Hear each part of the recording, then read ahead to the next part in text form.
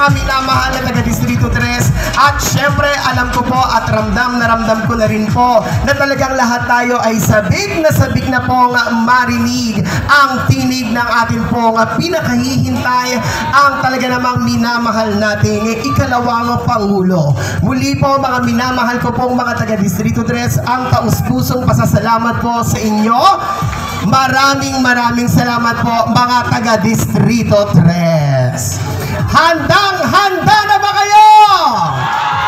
At sa mga pagkakataon po ito, isang malaking karangalan po ang ipakilala ang isang leader na kahit kailan ay hindi tayo iniwan sa gitna ng laban natin sa pandemya.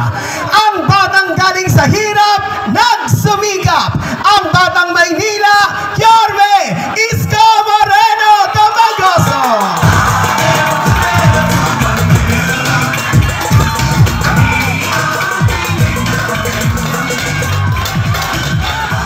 Magandang gabi mga batang Quiapo. Nako, balita ko kanina pa kayong alas 6 ng gabi. Di wala nagsaing sa bahay. Patay. Maraming titilapong kaldero. Kung wala nagsaing sa bahay, wala pa rin kumakain. Sigurado kayo? O ngayon, dapat ako magsasalita. Pero ngayong gabi, very special ang gabing ito sa Quiapo. Dahil mas gugustuhin ko na mapakinggan ninyo ang mensahe sa inyo mismo ni dating Pangulong Rodrigo Roa Duterte. Na dadalhin sa atin ang mensahe na yan ng kanyang maganda at magaling na anak na Vice President Sara Duterte.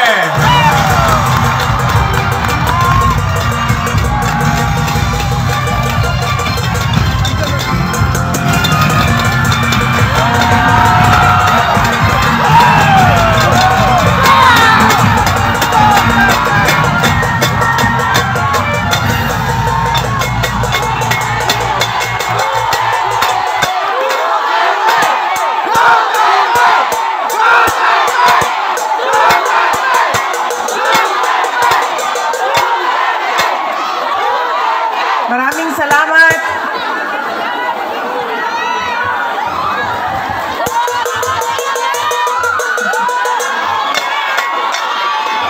Assalamualaikum warahmatullahi wabarakatuh. Madayaw maayong gabi kaninyong tanan. Magandang gabi sa inyong lahat.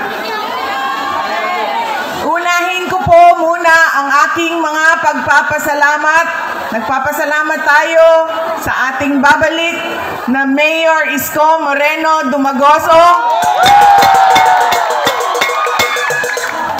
sa kanyang pagpapahiram sa atin ng stage, ng ilaw, ng kuryente, ng mikropono para mapaabot sa inyo ang aming mga mensahe ngayong gabi na ito.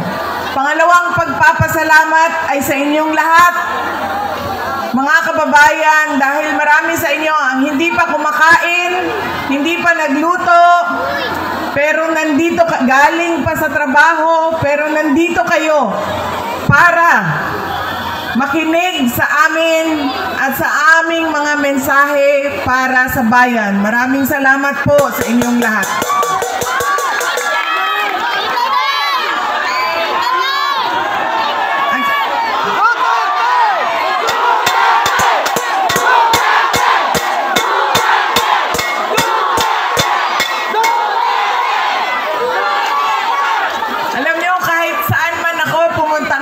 Galing kaming Samar, tumawid kaming Leyte, tumawid kaming Cebu, tumawid kaming Negros, pumunta ako nung isang kagabi dito sa syudad ng Maynila, kaninang umaga sa Quezon City. Ngayon bumalik na naman ako sa syudad ng Maynila. Ang sigaw ng mga tao ay Duterte.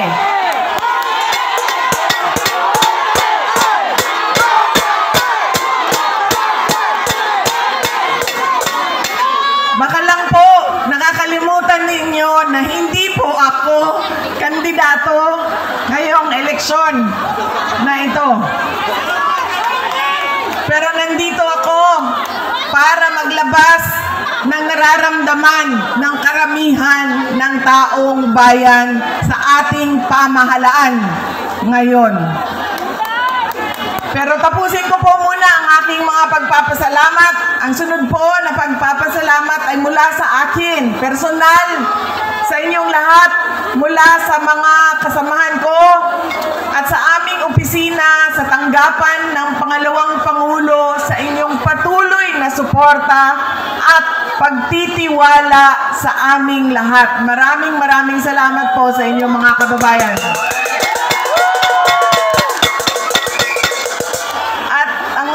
Pagpapasalamat ay mula po sa pamilya namin, ang pamilya Duterte. Napakalaki ng utang na loob namin sa inyong lahat sa pagkakataon na ibinibigay ninyo sa amin na makapaglingkod sa ating bayan. Dako kaayo ang amuang utang nga kabubuton kaninyong tanan sa oportunidad na ginahatag ninyo kanamo nga mga makaserbisyo sa ato ang nasod. Daghan kaayong salamat. Daghan salamat.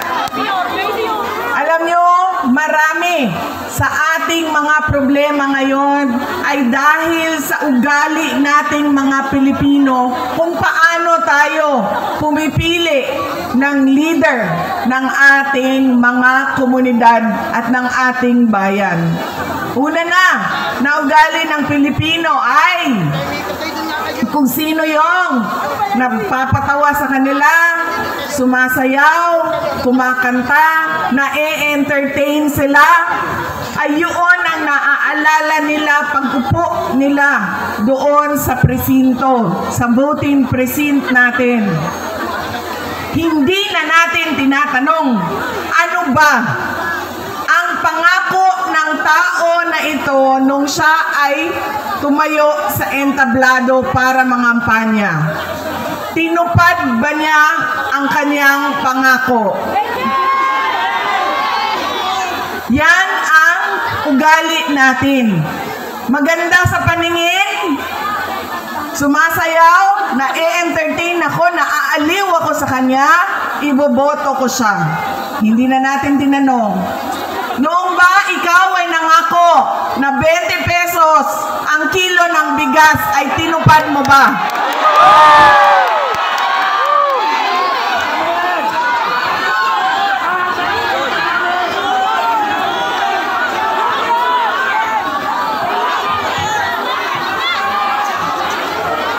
Pangako noong taon 2022 na kampanya, 3 taon kinalimutan at ngayon may darating na naman na halalan.